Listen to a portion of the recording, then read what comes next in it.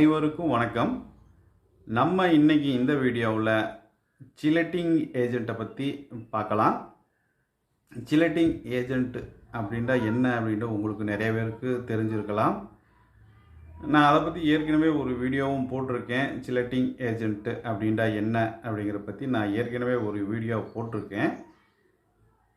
நான் ஏற்கனவே போட்டிருந்த வீடியோவில் chelating ஏஜெண்ட் அப்படிங்கிறதுக்கு பதிலாக சிட்லிங் ஏஜெண்ட் அப்படின்னு நான் சொல்லியிருப்பேன். அதுக்கு நிறைய பேர் கேட்டிருந்தாங்க, chelating ஏஜெண்ட்டை போய் சிட்லிங் ஏஜெண்ட்டு அப்படின்னு சொல்கிறீங்க அப்படின்ட்டு நிறைய பேர் கேட்டிருந்தாங்க.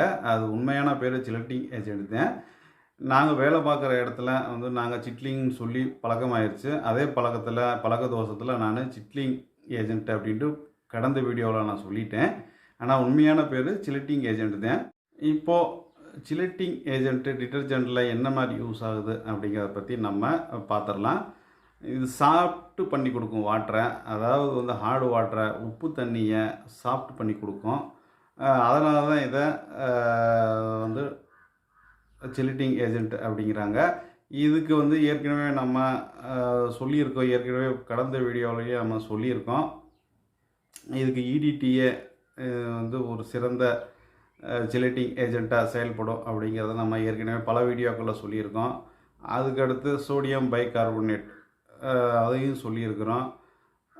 இது chelating ஏஜெண்ட்டாக சிறந்த chelating ஏஜெண்ட்டாக செயல்படும் அப்படின்ட்டு. இப்போ வாங்க அடுத்தடுத்து நிறைய பொருட்கள் இருக்குது. இதே மாதிரி chelating ஏஜெண்ட்டாக செயல்படுற நிறைய பொருட்கள் இருக்குது.